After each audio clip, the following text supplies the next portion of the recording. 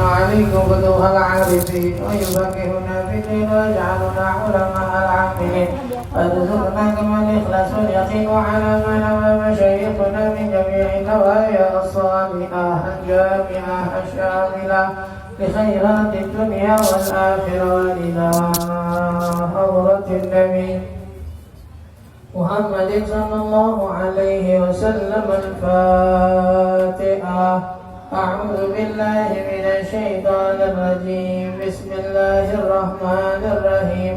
الحمد لله رب العالمين الرحمن الرحيم مالك يوم الدين إياك نعبد وإياك نستعين اهدنا الصراط المستقيم صراط الذين أنعمت عليهم غير المغضوب عليهم ولا الضالين آمين. السلام عليكم ورحمة الله وبركاته. Alhamdulillah wassalatu wassalamu ala rasulillah sayyidina Muhammad ibn Abdillah wa ala alihi wa sahbihi wa man wala amma ba'd. Subhanaka la ilma lana illa ma 'allamtana innaka antal alimul hakim wa tub 'alaina innaka antat tawwabur rahim. Rabbi shrah li sadri wa yassir li amri wa hlul 'uqdatam min lisani yafqahu qawli. Allahumma inna nas'aluka al-'ilma ladunni wal mashraba safiya al-haniyya wa hamiya ghani. Allahumma inna na'udzu bika min 'ilmin la yanfa' wa qalbin la yakhsha wa 'ainin la tadma' wa nafsin la tashba' wa da'watin la yustajabu laha. Allahumma sahhil 'alaina hifdzal 'ulum wa hab lana wasi'atal fahum bi jahin nabiyyikal ma'sum. Ya Fattah ya 'Alim ya Fattah ya 'Alim ya Fattah ya 'Alim. Iftah alaina fathan qarib. Allahumma la sahla illa ma ja'altahu sahla wa anta taj'alul hazana idza shi'ta sahla. Nawina ta'alluma wa ta'lim wa tadhakkura wa tadhkir wa naf'a wal intifa' wal ifada wal istifada wal hadda ala tamassuki bi kitabillah wa sunnati rasulih wa du'a ila al-huda wa dalalata ala al-khair iqtida'a wajhillah wa qurbihi wa thawabihi subhanahu wa ta'ala. Alhamdulillah. Jadi serta syukur kehadirat Allah Subhanahu wa taala yang masih memberikan kita nikmat sehat wal afiyah, nikmat panjang umur serta taufik dan hidayah, sehingga alhamdulillah kita kembali masih diizinkan oleh Allah Subhanahu wa taala untuk kembali hadir di majlis kita dengan harapan dan doa yang senantiasa kita panjatkan kepada Allah. Mudah-mudahan kita mohon pada Allah berkah duduknya kita di majlis ilmu, berkah bacaan ratib dan tawasul kita kepada wali-walinya Allah Subhanahu wa taala. Allah kabulkan segala macam doa dan hajat kita. Allah mudahkan urusan kita dunia dan akhirat. Allah jadikan ilmu kita ilmu yang manfaat dunia dan akhirat. Amin ya rabbal alamin. Yang melanjutkan pembahasan kita dalam kitab Fathul Manhaji, dan seperti biasa sedikit kita membaca dari kitab Aqidatul Awwal yang sampai di syair yang beliau katakan atamma qablal wahyi arba'ina wa umruhu farjawaza sitina. Bahwasanya Nabi sallallahu alaihi wasallam yang menerima wahyu itu ketika umurnya sudah genap 40 tahun. Berarti 40 masuk ke 41. Wa umruhu farjawaza sitina. Sedangkan umurnya Nabi ketika wafat itu lebih daripada 60. Jadi katakan di sini dari penjelasannya lamma tammalahu sallallahu alaihi wasallam 40 sanah. Ketika umur Nabi udah lebih lewat dari 40, genap 40 masuk ke 41, ja'ahu Jibril alaihi salam bin nubuwah. Nabi ketika umur 40 tahun itu dibikin sama Allah suka untuk khalwat. Akhirnya beliau khalwat di Goa Hira, yang setiap harinya atau kadang-kadang beliau pulang seminggu sekali, 2 minggu sekali, cuma ngambil bekal doang. Jadi seminggu bawa bekal, dia duduk lagi di Gua Hira beribadah kepada Allah, yang ibadahnya masih dengan bentuk tafakur. Belum ada sholat, belum ada gerakan, belum, karena wahyunya belum ada. Di suatu hari ja'ahu Jibril alaihi salam bin nubuwah. Sampai datang masanya, datang malaikat Jibril bawa pesan dari Allah. Yang saat pertama kali datang, malaikat Jibril datang dengan bentuk asli. Ya, kakinya berada di bumi, ya, kepalanya nggak kelihatan nembus sampai ke langit. Ya, dengan 600 sayap. Ya, 600 sayap malaikat Jibril yang kalau satu aja dibuka matahari ketutup. Itu gedenya malaikat Jibril. Tangan atau kakinya udah di daratan, kepalanya nunggu sampai langit. Sayapnya 600. Dari 600 tadi, yang kalau satu aja dibuka itu matahari ketutup, dunia bakal jadi gelap.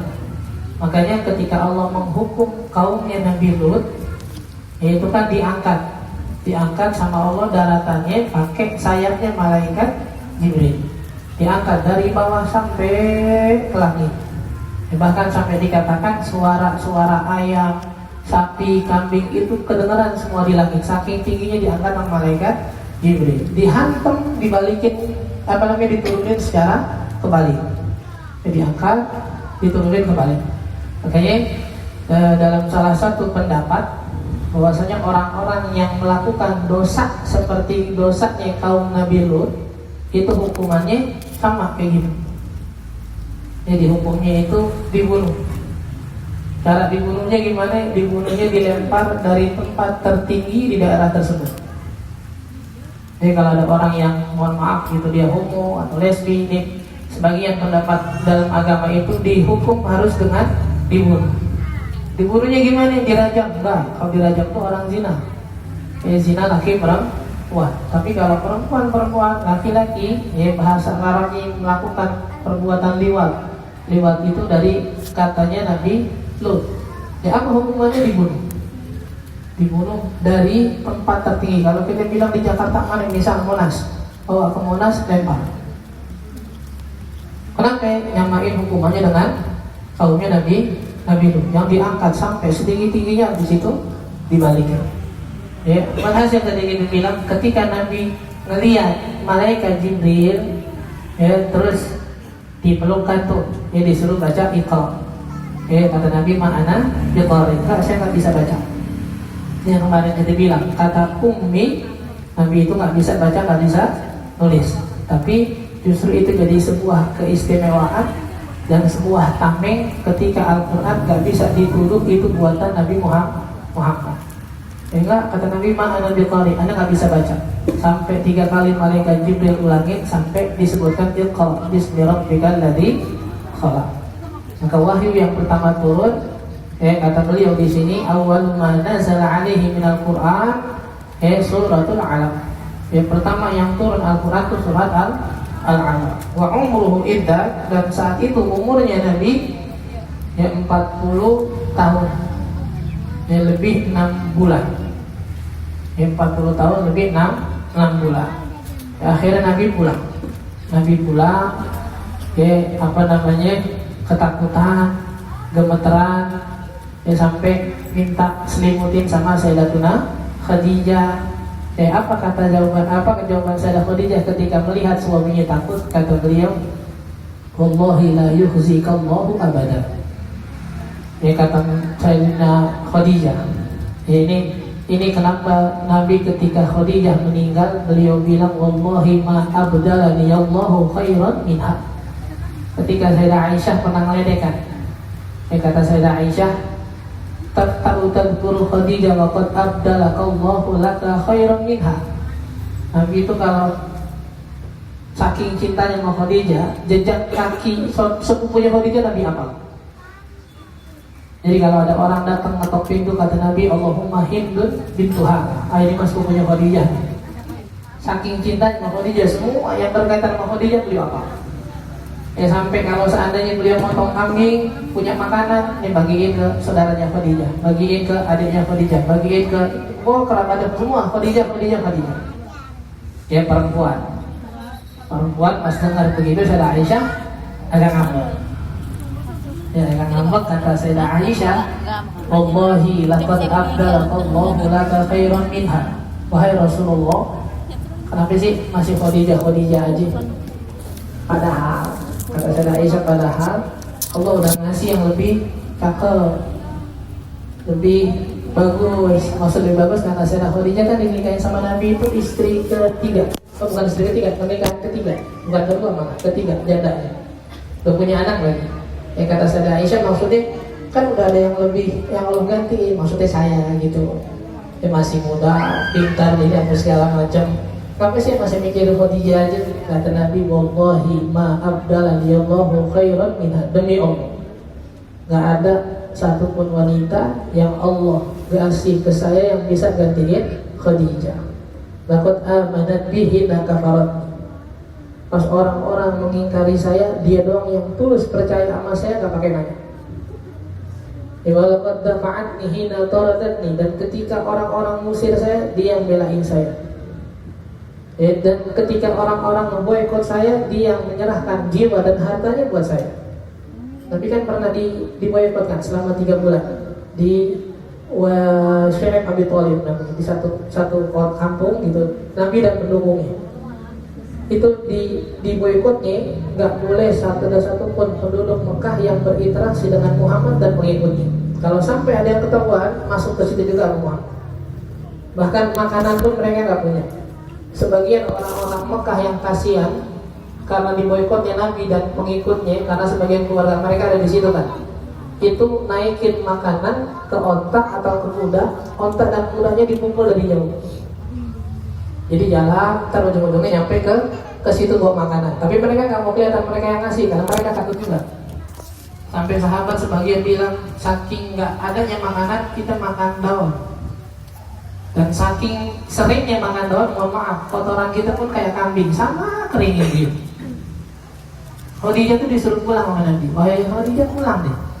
Kamu pulang, istirahat di rumah. Kalau nggak salah saat itu riwayatnya lagi hamil Sayyidah Fatimah. Kata Khadijah, enggak, saya nggak bakal pulang, saya diam di sini bersama engkau. Makanya jadi yang Nabi bilang, nggak ada yang ngegantiin Khadijah. Dan ketika Nabi dengar Sayyidah Aisyah bilang dia lebih baik dari Khadijah, berubah muka. Kenapa? Ini dia kesetiaan Khadijah. Ketika lakinya pulang ketakutan, habis melihat malaikat Jibril, ditenangin lakinya. Enggak, kamu nggak bakal pernah dikecewakan sama Allah. Apa sebabnya Nabi dibilang nggak bakal pernah dikecewakan sama Allah? Karena Sayyidah Khadijah tahu beliau termasuk orang yang pintar juga, sering membaca kitab-kitab sebelumnya kayak Taurat dan lain-lain. Orang yang kayak kamu, wahai suamiku, kata beliau, itu nggak bakal dikecewakan sama Allah. Kenapa? Yang pertama, karena kamu sering tukrimut boy.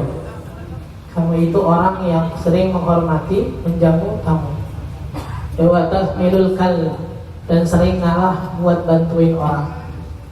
Wa tusa'idul ta'if, nggak boleh ada orang butuh dikit kamu pasti bantu. Orang yang punya sifat gede, kata Khadijah, nggak mungkin pernah dikecewakan sama Allah. Sering bantu orang, menghormati tamu. Kalau ada kebaikan, beliau yang langsung pertama kali ikutan. Kata Khadijah, nggak bakal. Akhirnya dibawalah Nabi kepada Waraqah bin Naufal. Waraqah bin Naufal itu ulama Bani Israel lah, ditanya ulama yang tahu masalah Taurat, sepupunya Khadijah. Ketika disampaikan kepada Waraqah, ditanya bentuknya tadi gimana? Bentuknya namus, katanya kayak nyamuk, karena ada sayapnya ini dan lain-lain. Kata siapa? Kata Waraqah bin Naufal, tidaklah sosok itu turun kepada seseorang kecuali dia bakal jadi seorang nabi. Berarti kamu ini bakal jadi seorang nabi. Dan saat itu Waraqah bilang, kalau seandainya saya punya umur, saya bakal bantu kamu nanti ketika kamu dimusuhi. Nabi Khadijah kaget, apa kita bakal dimusuhi? Kata Waraqah, bukan cuma dimusuhi, bakal diusir dari kamu. Salah saya apa? Enggak ada. Semua orang yang bawa risalah dari Tuhan yang datang dibawa sama yang nyamuk tadi pasti terusir dari kampung. Siapa Nabi yang tak terusir? Semua terusir dari kampung. Nabi Ibrahim keluar dari kampung, Nabi Yahya Zakaria keluar dari kampung, Nabi Musa kabur dari Fir'aun. Hampir semua yang didatangi malaikat Jibril dari Nabi dan terusir dari kampung. Makanya dari situ kita jangan kaget. Alhamdulillah, bukan kita ngarep diusir dari kampung, bukan. Tapi kalau seandainya kita bawa kebaikan, jangan ngerasa bukan orang baik, masa aku dijahatin? Enggak, siapa yang lebih baik dari Nabi coba? Nggak ada di antara kita yang lebih baik dari Nabi. Nabi aja masih terusir. Mau dibunuh, diboikot lagi. Jadi jangan kaget. Kalau kita ngerasa baik, berubah baik, hijrah, misalnya sholat udah ngaji udah gak ngomongin orang, gak punya musuh, kok masih ada yang gak demen juga? Tadi kita bilang gak ada yang lebih baik dari Nabi akhlak kita, tapi masih terusir, masih dimusuhin, masih gak didemenin, padahal beliau gak berbuat salah sama orang, cuma ngasih tahu dan ngajak kebaikan. Saya cuma ngajak ada Tuhan namanya Allah, saya sebagai utusan buat sholat dan lain-lain, buat sholat dan lain-lain, buat percaya dan ikut aturan, nanti ada surga ada neraka. Salah saya apa? Gak salah kan?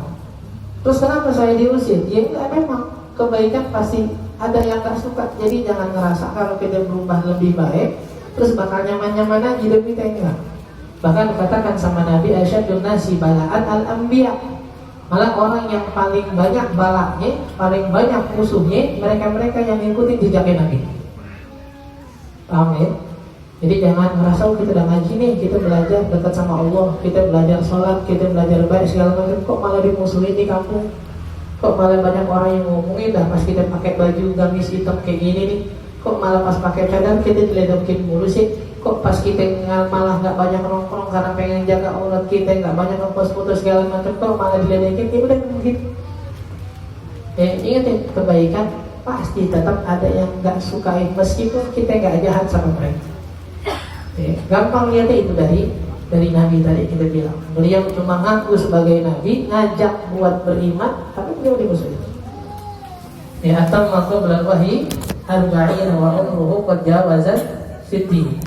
Dan apa namanya, umur beliau lebih dari 60 tahun. Berapa umur beliau? Kita tahunya 63 kan.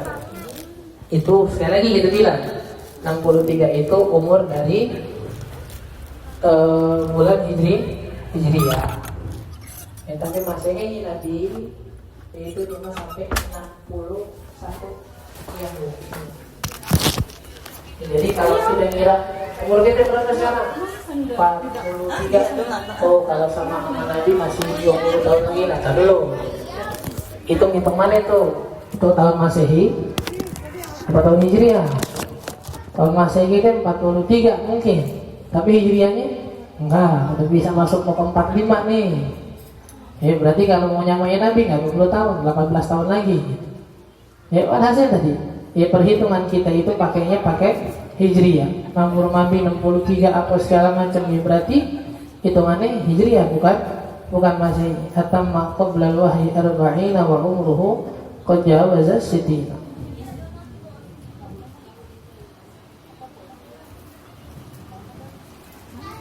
Yaitu fi Thaibatin Madinatul Munawwarah.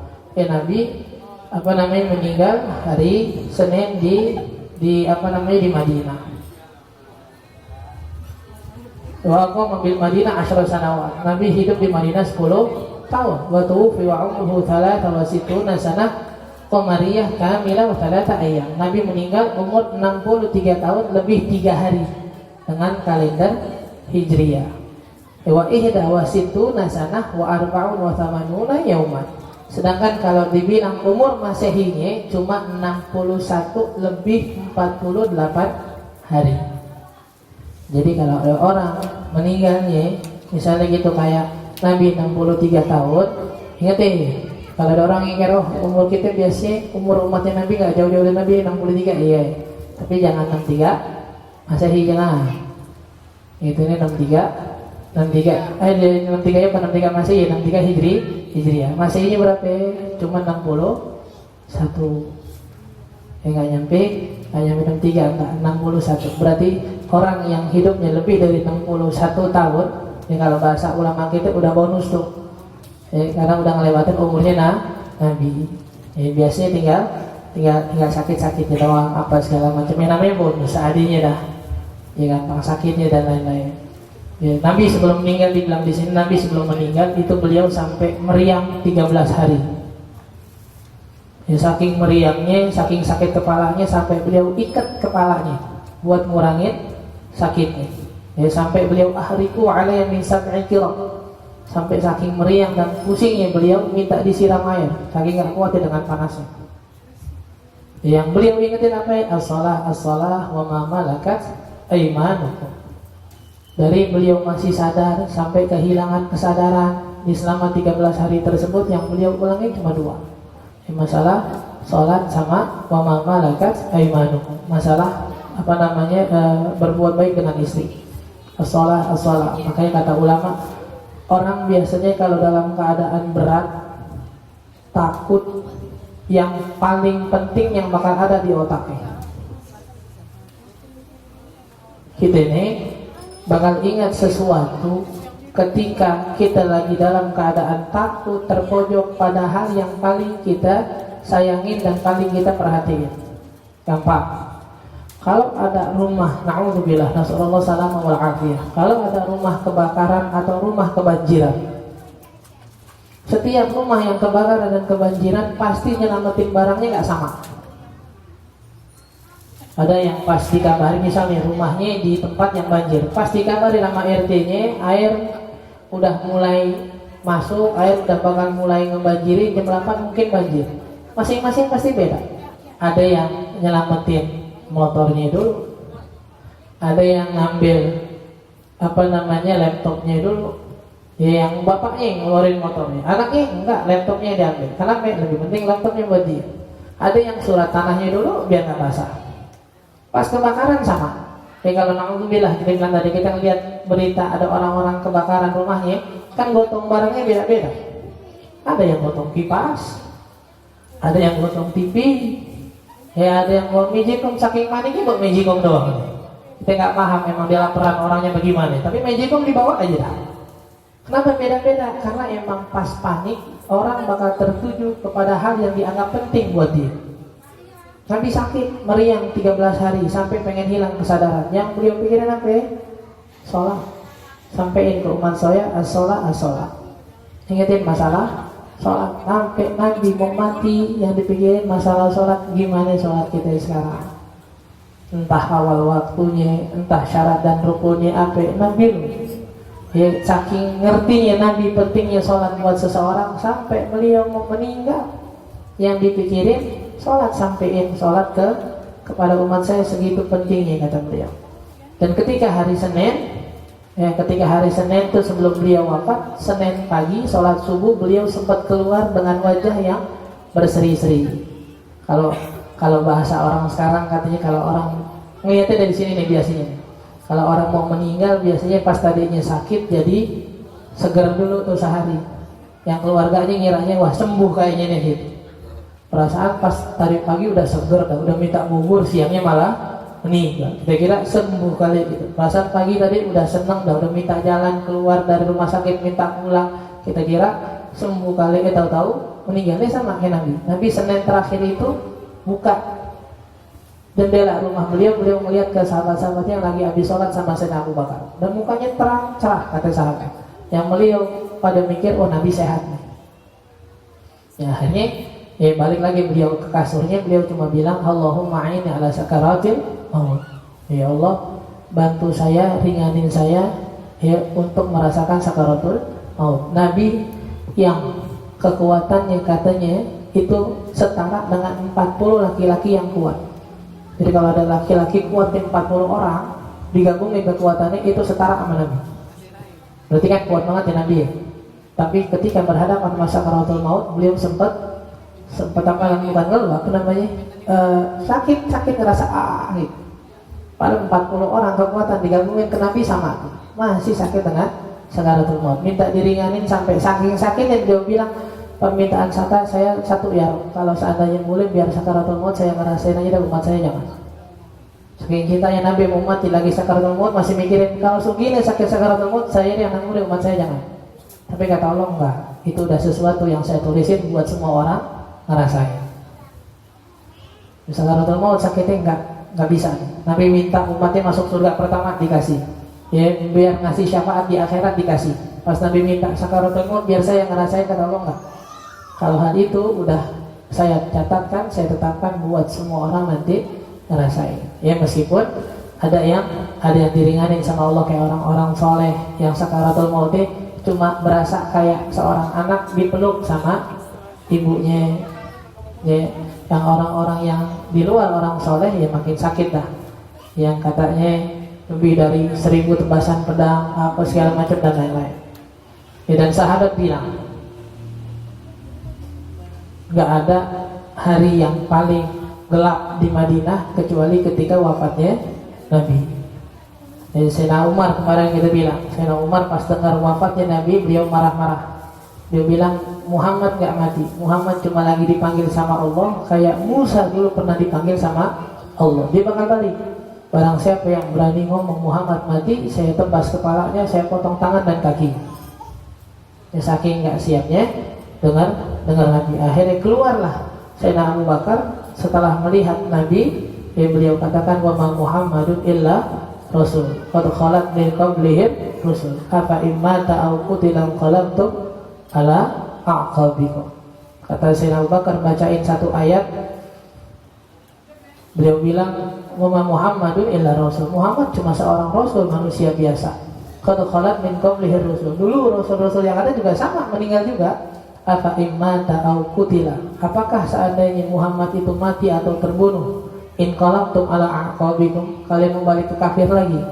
Kata Sayyidina Umar, ini ayat saya hafal, cuma karena saking sedihnya kehilangan Nabi, saya seakan-akan lupa. Pas Abu Bakar baca, saya baru sadar. Hatta jata ala rukbatai, langsung beliau jatuh, nggak kuat nahan diri badannya. Ketika sadar berarti Nabi udah meninggal. Ya, kata Sayyidina Utsman, bahkan sahabat saking bengongnya, habis wafatnya Nabi, habis nguburin itu mereka nggak sadar, belum cuci tangan, belum cuci kaki. Habis nguburin Nabi, tanahnya nih nggak dibersihin, bukan nggak dibersihin, nggak pengen bersihin, nggak sadar. Tangan kakinya masih kotor. Ya, a'zamul musibah, kata beliau, kata para sahabat, musibah yang paling agung yang kita dapatin adalah nggak ada yang lebih besar daripada saat wafatnya Nabi. Tapi sebenarnya Nabi janjikan, Nabi janji, hayati khairul lakum wa mamati khairul lakum. Kata Nabi, sebenarnya hidup dan mati saya itu bawa kebaikan. Amma hayati, adapun kehidupan saya, fasyara'tu lakumul halal wal haram. Pas saya masih hidup itu bawa kebaikan. Kenapa saya arahkan kalian mana yang halal, mana yang haram, mana yang baik, mana yang enggak.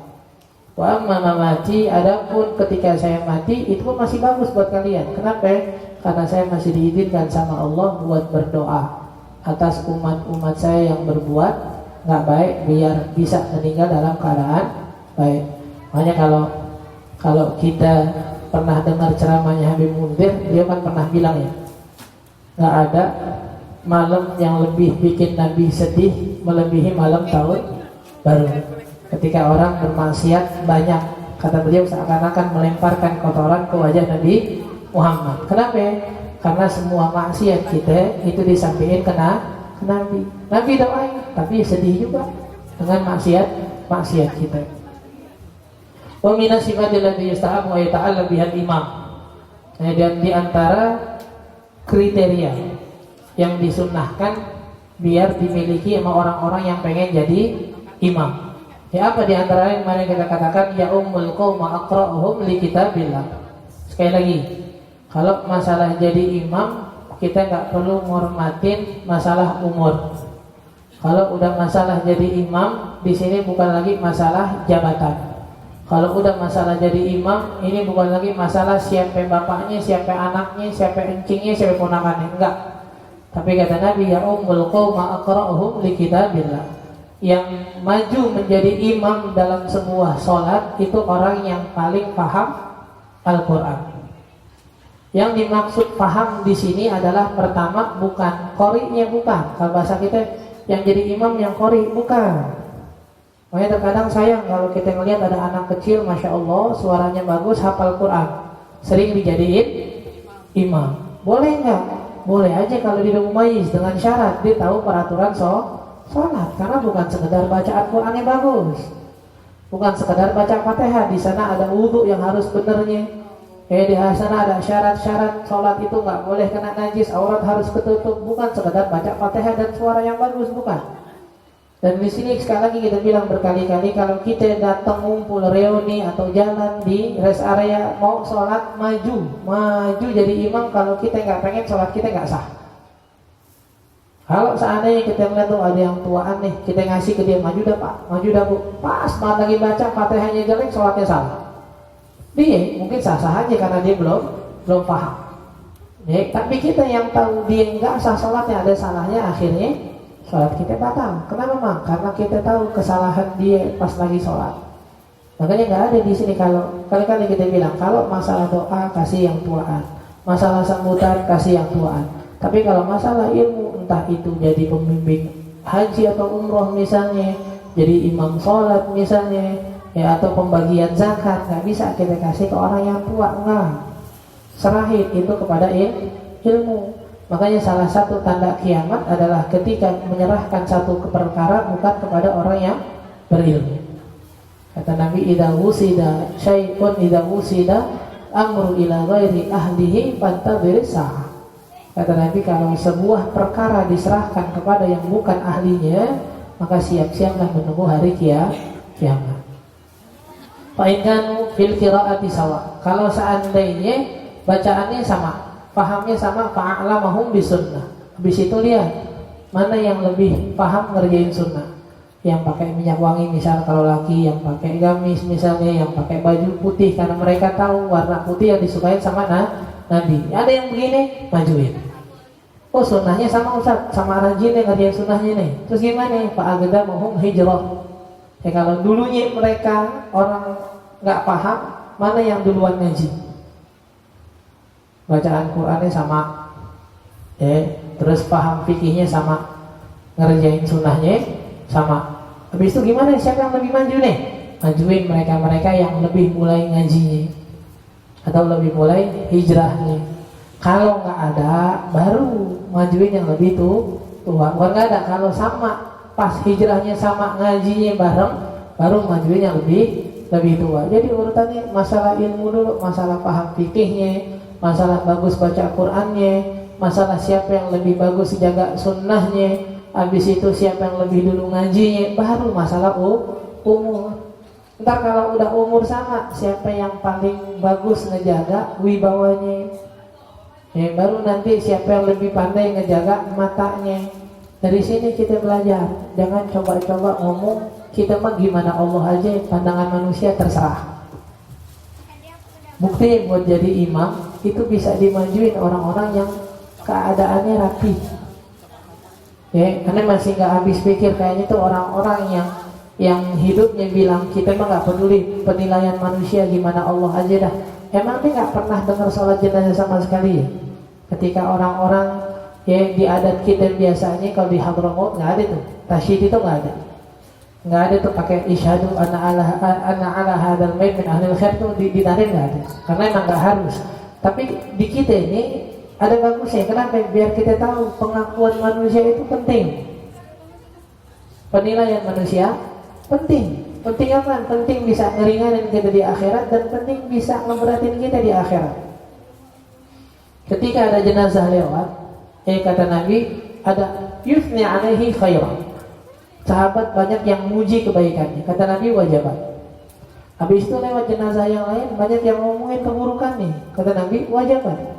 Sayyidina Umar nanya, ya Rasulullah, tadi lewat 2 jenazah antum bilang dia dapat apaan? Kata Nabi, asnaitum ala hadzal khaira fa wajabat lahu jannah. Yang pertama kalian sebutin kebaikannya, maka insya Allah nanti dia bakal masuk ke surga, diringanin sama Allah karena pengakuan dan kesaksian dari kalian.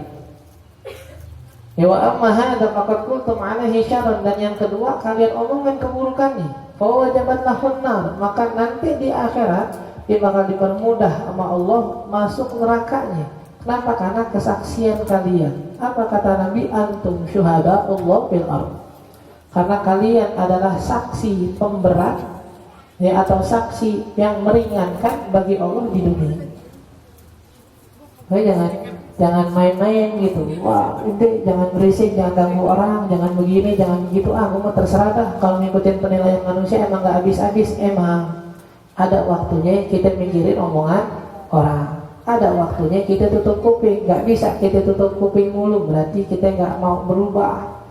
Dan gak bisa kita buka kuping terus, akhirnya pusing, gak bisa dia ngarah kemana jalannya. Baru istiqomah dikit diomongin orang, berhenti. Baru pakai jilbab panjang dikit dikomen orang, ganti. Baru belajar pakai gamis hitam segala macam dikomen orang, akhirnya lepas lagi. Yang begini tutup kuping, jadiin aja kebaikan kita jalan, gak usah dengar omongan orang. Tetapi kalau dibilang ente jangan begitu tuh ganggu orang tuh, buka telinganya, masukin nasihatnya biar bisa ngerubah. Bukan justru kita bilang terserah dah. Kita mah gimana Allah aja. Justru penilaian kita di Allah ada penilaian manusia. Kalau manusia nganggap kita jelek, berarti Allah nganggap kita jelek. Di sebagian hadis Nabi katakan afdhalul jar wa afdhalul ashab indallah khairuhum li jarihim wa ashabihim. Pengen nggak dianggap baik sama Allah? Pengen. Gimana caranya? Tanya tetangga lah. Kita termasuk orang baik apa kagak?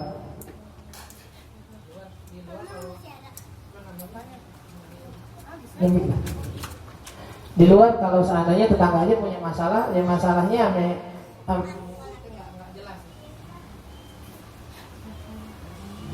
ada tetangganya marah-marah mulu sama dia. Apa sebabnya? Nggak tahu, katanya nggak buat salah, dia nggak masuk hitungan nih. Ya ada orang-orang kan yang suka marah, nggak demen sama kita, nggak ada sebabnya kan, itu nggak ada masuk hitungan tuh. Tapi kalau mereka nilai kita jelek karena kesalahan kita, hati-hati nih. Karena tadi Nabi katakan yang paling baik di sisi Allah, kalau dalam segi bertetangga, lihat tetangganya ngomong apa. Kalau dalam segi pertemanan, coba tanya temennya, dia gimana orangnya. Oh, dia mau orang baik. Tapi kalau seandainya ada orang-orang yang pasti mau datang aja temennya udah takut duluan, hati-hati. Lagi nongkrong, kita tahu temennya satu datang kali dia datang lagi dah. Dan datangnya kenapa? Ya kalau dia udah nggak beres dah Ustaz, entar dia buka aurat, dia ngomongin apa maksiat apa segala macam. Nah yang begini berarti nih itu bukan orang baik tuh di sisi manusia. Kan manusia Ustaz, bukan Allah. Enggak. Kalau teman lu bilang lu nggak baik gara-gara perilaku lu, berarti di Allah lu nggak baik. Makanya hati-hati sama penilaian orang. Nggak semua penilaian orang itu nggak kita gubris, enggak. Karena emang intinya Allah. Di sebagian begitu, sebagian keadaan enggak. Kita di mata Allah gimana di mata manusia. Memang itu dilihat aja, imam aja sampai disuruh terakhir tingkatannya lihat yang dianggap baik sama orang yang mana. Coba kita misalnya lagi mau sholat jamaah, imamnya orang yang nggak didemenin di kampung. Lagi mau sholat tarawih ini, ya tiba-tiba yang menjadi imam orang yang nggak bisa jaga sikap di kampung gitu, teriak-teriak, berisik, pakai celana pendek, apa segala macam, terkenal judinya apa, terus tiba-tiba jadi imam.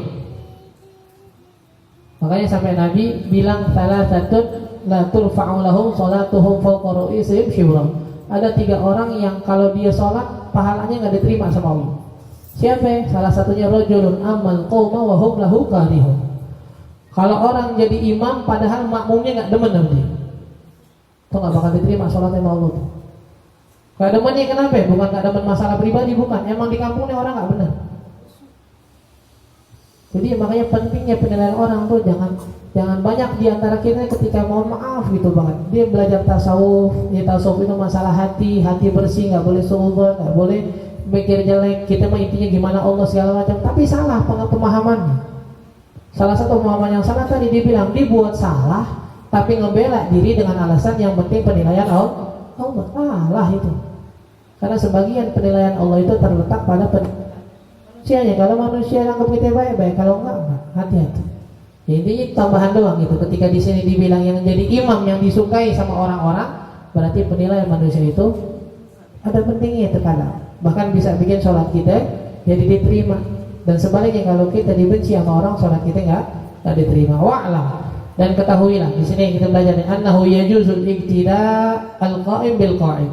Boleh enggak kalau seandainya imamnya bagus nih fikihnya, ibadahnya, tapi mohon maaf kakinya sakit, bisanya sholat duduk, sedangkan makmumnya diri semua, makmumnya sehat, boleh nggak? Boleh.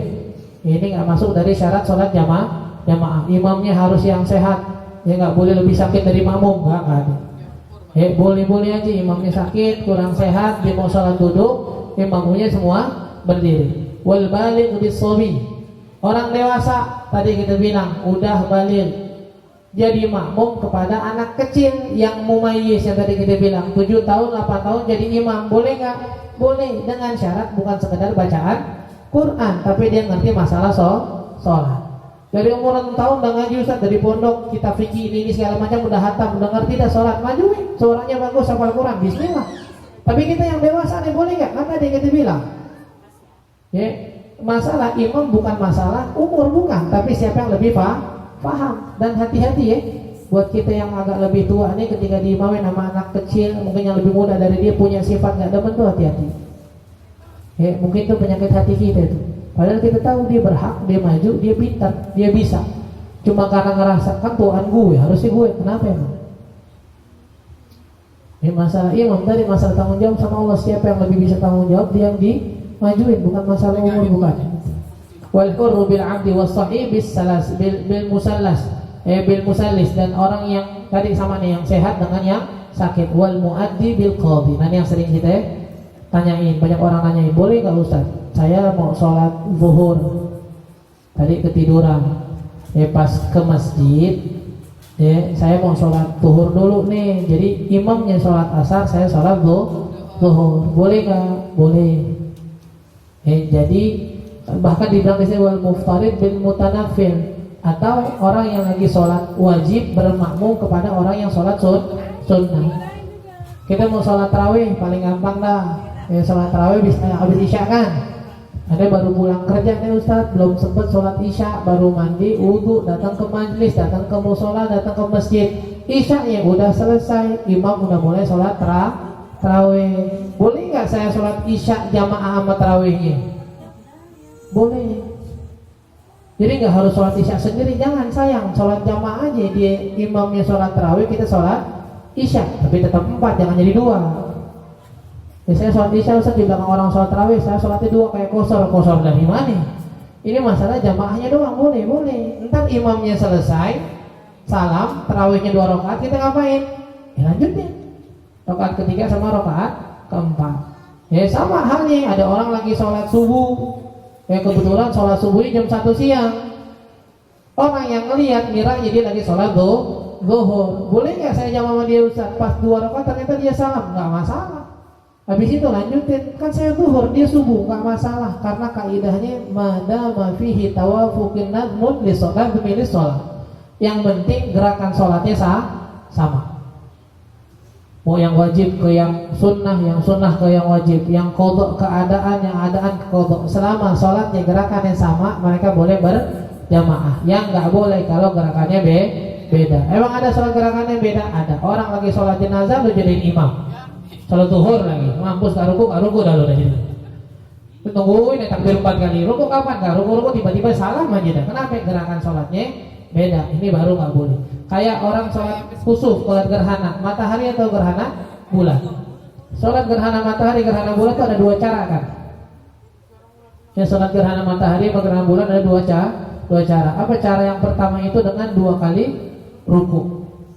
Jadi pas baca Fatihah, baca surat, ruku. Habis itu diri, baca Fatihah lagi, baca surat lagi, baru ruku lagi, i'tidal, baru sujud.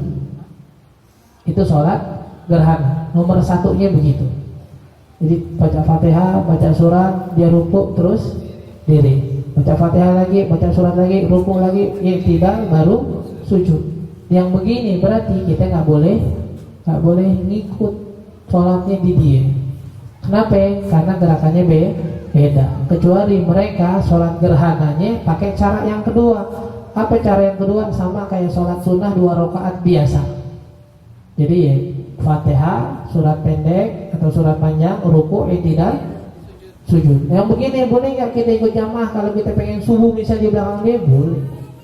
Kenapa? Karena gerakan sholatnya sama. Jadi nggak usah pakai. Sebenarnya kayak kadang-kadang kapan bingungnya lagi sholat, lagi musafir, lagi mau jamak qashar, misalnya kita bingung nih jamak takdim apa jamak takhir, atau pas jamak takhir ini asar dulu atau zuhur dulu nih, kan jamak takhir nih ya, kita wudu, imamnya tiba-tiba udah sholat. Kadang-kadang kita bising-bising tuh, ini zuhur dulu asar dulu nih, ini zuhur dulu asar, zuhur niat dulu apa asar? Nggak usah, sebenarnya kalau zuhur asar mah terserah, niatin aja zuhur. Tahu-tahu imamnya bilang tadi ada udah asar ya, nggak apa-apa. Sekarang imamnya zuhur, kita asar, karena memang nggak masalah, nggak membatalkan jamaah. Yang membatalkan jamaah adalah, yang masalah adalah ketika imamnya nggak qashar. Ini lagi musafir nih, tapi saya nggak mau qashar, saya maunya jamak doang, sholatnya 4 rakaat. Nah itu baru kita tanyain, nih di qashar apa kagak? Kenapa? Karena soalnya, karena kalau seandainya imamnya nggak kosor, itu kita yang jadi makmum nggak boleh kosor. Ingat itu ya. Kalau imam 4 rakaat, kita nggak boleh berjamaah sama dia kalau pengen kosor. Kalau kita tetap jamaah sama dia, berarti kita wajib ikutin 4 rakaat. Makanya kalau orang yang lagi musafir, rombongan, misalnya ada yang debat, nih mau kosor apa enggak nih, 2 apa tetap 4, yang mau kosor maju jadi imam, biar nyelamatin dirinya dan orang-orang yang pengen kosor. Kalau seandainya yang maju yang 4 rakaat, maka yang nggak ada kesempatan yang lain buat kosor. Semuanya harus ngikutin imam sholat 4 rakaat. Wallahu a'lam. Ustaz, orang yang udah berhijrah, ya, hijrahnya di sini dia dibilang tambah pakai cadar lah gitu. Boleh nggak ikut organisasi yang ada campur lawan jenisnya? Nanti sejauh mana kegiatannya? Ya kalau cuma kegiatannya itu sekedar diskusi, terus ketika turun lapangan ada kegiatan, nggak ada campur tangan atau campuran dia laki perempuan, nggak ada tugas bareng laki-laki, sebenarnya oke-oke aja.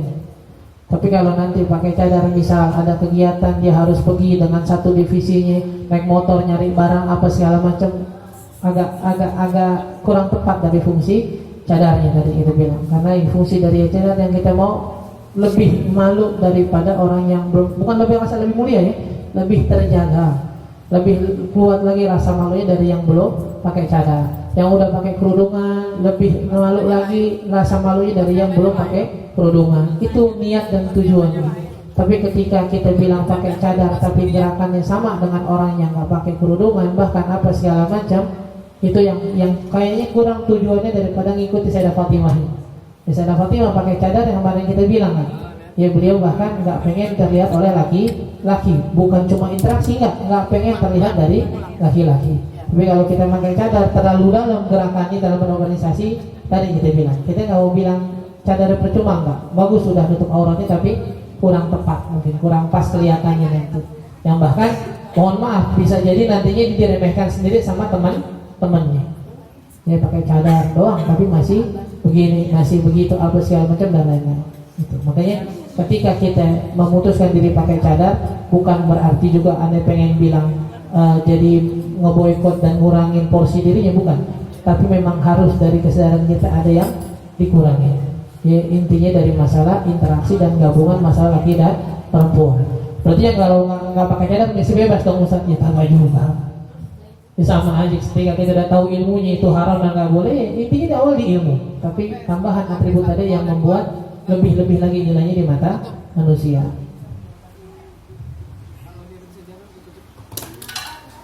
Ya kita pengen ngelakuin kebaikan Ustaz di depan orang, nggak ada niat mulia, tapi pengen ngajak orang aja biar termotivasi. Tapi kadang takut ngerasa dan terbesit jadi ria, gimana? Ya nggak usah dikasih lihat. Pokoknya syarat dari Imam Haddad, kalau kita pengen memperlihatkan amal ibadah kita 2. 1, yakin bebas dari ria. Yang kedua, kalau kita yakin emang orang itu bakal termotivasi. Ente yang ngerasa aman nggak dari ria? Enggak, udah nggak usah, tutup aja. Tapi pengen ngajak orang Ustaz, enggak, daripada orang tukang ajak kagak pahala lu hilang. Mending nggak usah. Insya Allah Ustaz yakin banget dengan hati aneh-aneh, insya Allah nggak ada penilaian manusia sama sekali, insya Allah bebas dari ria. Ya anti ria ada orang ini. Kalau ente kasih lihat kira-kira ada yang ikut gak? Enggak juga sih, siapa saya emang, ya nggak usah, udah mau ngapain. Makanya kalau Ustaz baru ya misalnya sholat sunnah lebih afdal di rumah daripada di masjid. Sebenarnya ya, sholat al-qobliyah ba'diyah itu lebih afdal di rumah daripada di masjid. Kecuali siapa? Ustaz dan tokoh masyarakat yang kalau mereka nggak diperlihatkan orang-orang malah curiga.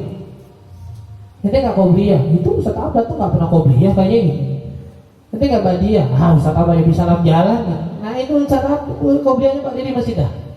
Biar orang lihat, kalau kan begitu gitu, Ustaz aja nggak ngelakuin, repot dah. Zakat, sedekah, kalau bisa kasih lihat. Siapa ya Ustaz? Dengan catatan Ustaznya pun juga nggak boleh riak. Bukan mentang-mentang Ustaz kalau dikasih lihat orang nyontoh jadi, yang penting orang nyontoh riak, ada yang belakangan. Enggak, tetap. Poin nomor 1 nggak boleh ada riak. Nomor 2 agak dipaksa dikit ya kalau tokoh buat memperlihatkan. Nah itulah yang omongan-omongan kita sering lihat di sosmed kan ya. Mohon maaf nih, Kadang-kadang kita lihat beberapa habaib kita, kiai kita, gus kita gitu, bikin quotes, ini zaman di mana kita harus memperlihatkan kebaikan kita. Kenapa? Karena kalau kita nggak memperlihatkan kebaikan kita, makin banyak yang memperlihatkan keburukannya di sosial media. Dengan catatan, kita harus siap gak riaknya. Ya bukan. Jadi kalau kita nggak memperlihatkan kebaikan, orang memperlihatkan keburukan. Udah kalau lagi sholawatan di share, lagi majlis di share. Kadang-kadang dia nge-share status di WhatsApp, seringan dia ngeliat daripada orang lain. Lihat lagi siapa yang udah nge-love nih, lihat lagi siapa yang udah re-share nih. Lihat, nah orang lihat sekali dia ngeliat 10 kali dalam 1 menit. Ngapain berarti? Wah soalnya katanya kita harus nge-share kebaikan biar orang termotivasi. Lo yang lihat sendiri mau ngapain? Tetap omongan itu tetap harus dikaitkan, nggak boleh ada riaknya, bukan sekedar mengcounter postingan-postingan buruk terus postingan kebaikan kita share tanpa menjaga riaknya, nggak bisa, hilang juga pahala kita, buat apaan? Akhirnya ya untuk orang yang keburukan belum tentu terkantor, akhirnya pahala kita pun nggak dapat, selesai. Makanya jangan salah paham, cuma dilihat harus nge-share kebaikan habis itu terus kalau gitu nggak usah nge-share kebaikan deh, nggak usah nge-share jadwal apa segalanya, kan jadi ria lagi. Iya, nggak berhenti begitu juga, akhirnya nggak apa-apain gitu. Ya terus berusaha ngajak orang sambil minta sama Allah biar hatinya diberikan keikhlasan.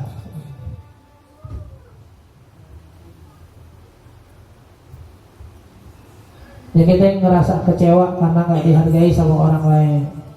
Ya itu satu poin salah kita tuh, banyak nilai dari manusia, tapi ngerasa nggak bisa lama-lama kayak marah gitu, kesel, ya tapi jadi menghindar aja gimana ya nggak apa-apa. Ya satu tadi kita bilang, ini sebenarnya masalah nggak dihargai itu karena kita memang yang ngerasa diri kita terlalu berharga, bagaimana? Ya kadang orang sebenarnya berbuatnya wajar aja, cuma karena kita yang merasa nilai kita terlalu tinggi, akhirnya nggak merasa nggak dihargai. Jadi kesal sendiri, jadi menghindar. Kenapa menghindarnya? Gue di situ nggak dihormati, nggak dihargai. Padahal semua berjalan sesuai. Cuma karena kita yang ngerasa terlalu tinggi, akhirnya yang marah-marah sendiri. Tapi kalau dibilang mau ngindar Ustaz dari orang, boleh nggak? Boleh. Kita nggak pengen ngobrol sama orang 3 hari lebih, boleh nggak? Boleh. Asalnya itu bukan musuhan. Yang nggak boleh ngobrol lebih dari, yang nggak boleh diem-dieman lebih dari 3 hari itu kalau ada sifat kesal. Bukan mutlak, bukan, nggak boleh lo nggak negor orang lebih dari 3 hari. Nah, gue mau ngomong apaan? Emang lagi nggak ada kebutuhan, masa gue tiba-tiba nanya ayam seekor berapa? Lah kan kamu mungkin emang lagi nggak ada omongan, terus minggu nggak chattingan sama dia, enggak?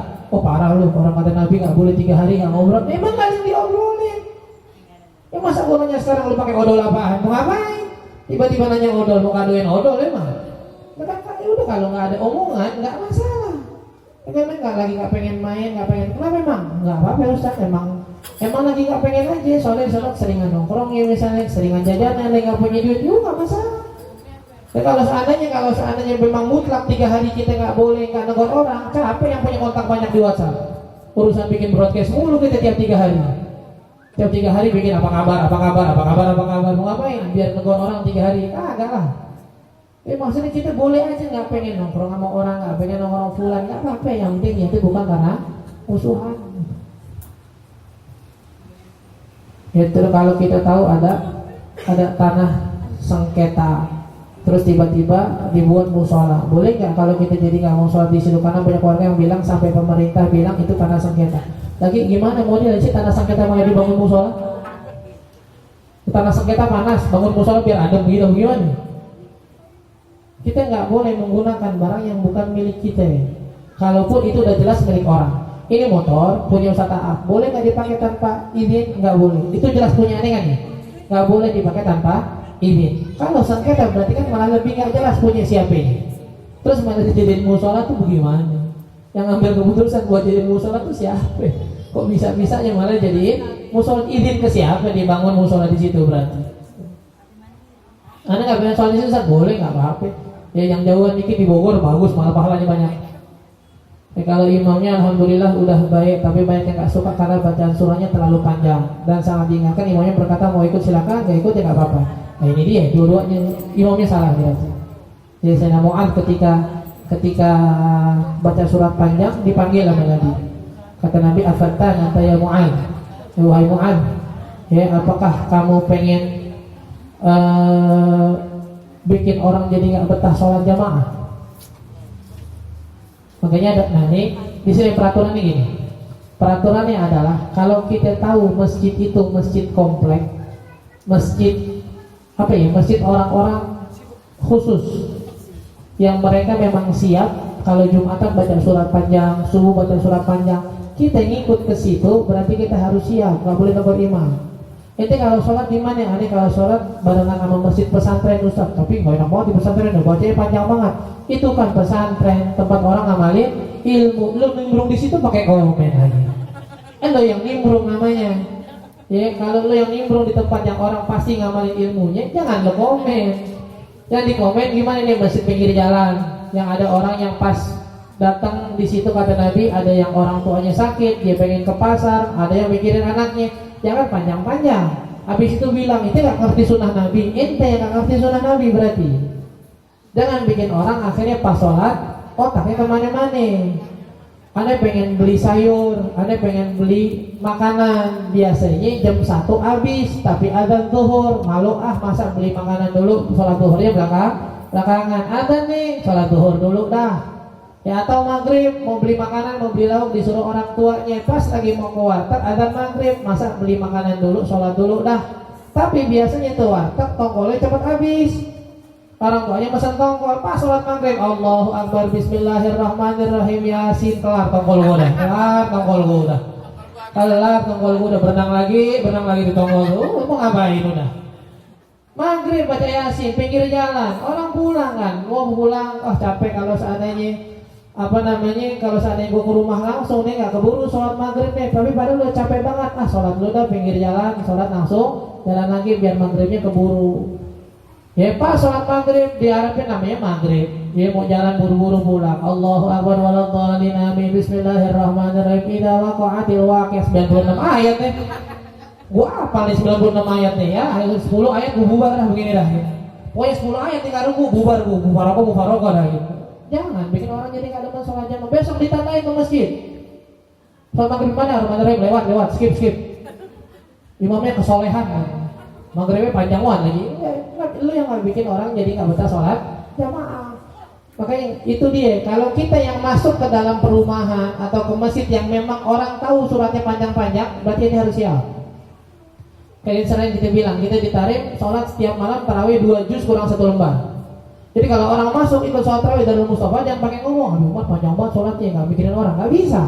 Emang dari dulu beliau begitu, ente yang masuk ente ikutin. Kalau mau pendek, cari masjid yang lain. Ya masjid yang di pinggir jalan. Kalau masjid pinggir jalan bacanya panjang, nah ente silakan komentar. Ente pinggir jalan orang lagi buru-buru, malah sholatnya terlalu panjang. Anak saya 12 tahun Ustaz, udah bisa jadi imam belum? Bisa. Nilai ibadah itu sah bukan balik tapi mumayyiz. Ya sekarang kita bilang ibadah sah itu bukan balik tapi mumayyiz. Mumayyiz apa? Ada berkali-kali kita bilang ngerti mandi sendiri, makan sendiri, istinja sendiri, ngerti mana yang baik yang buruk, itu udah mumayyiz namanya.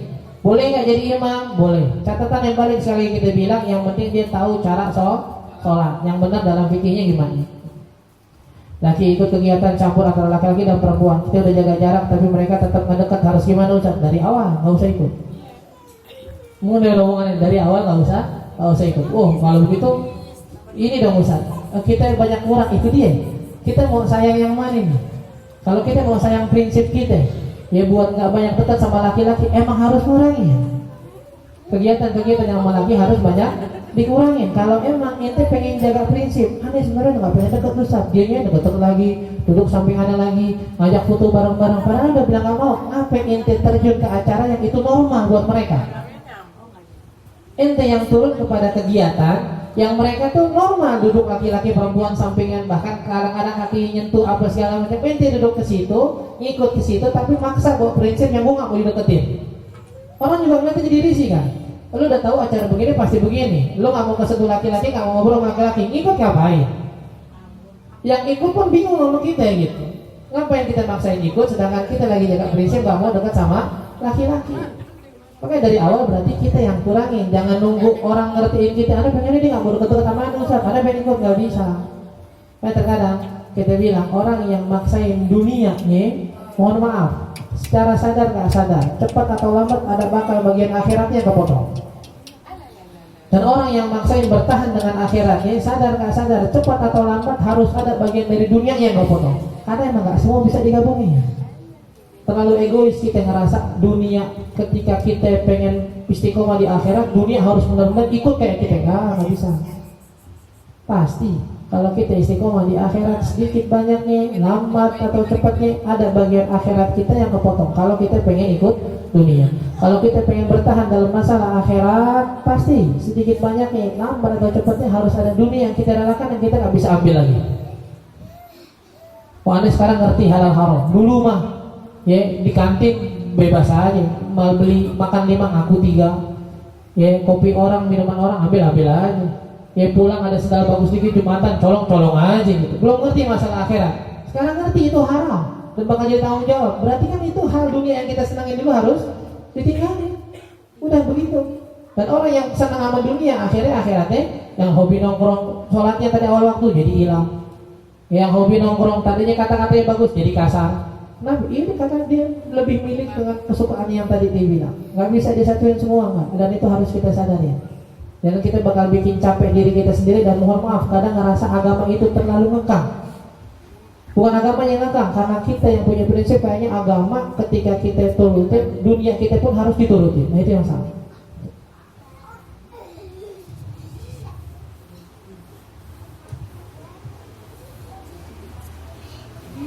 Masalah warisan, rumahnya nggak mau dijual ibunya.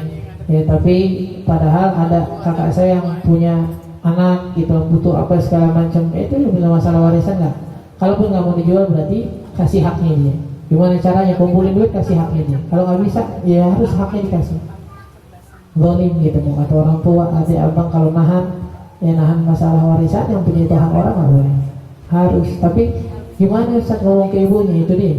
Sekarang juga kita bilang ya bertahan buat nggak nyakitin perasaan ibu ini deh. Repotnya kadang gitu, karena keegoisan orang tuanya dan kita nggak bisa melawan masalah perasaan orang tua. Ya balik lagi semua ke masalah ilmu. Kalau ilmunya ada, sadar, insya Allah bisa.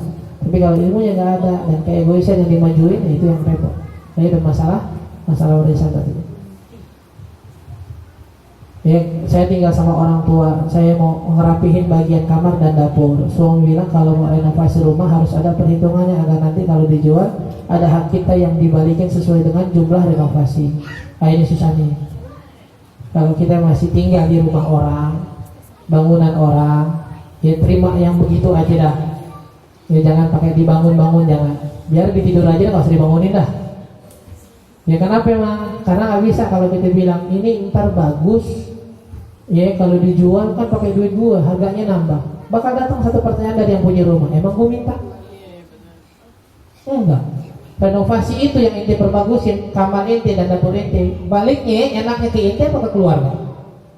Ke ente kan. Kamar ente bagusin, dapur ente bagusin. Emang mak lu jadi masak di situ? Oh jadi pakai kompor tanam nih gua masak di atas gitu, enggak kan? Tetap aja masak di bawah. Enggak gua gunain sama sekali, enggak gua nikmatin sama sekali. Dan yang kedua, aneh nggak minta itu dapur sama rumah atau kamar dibagusin. Terus kenapa harus gantiin?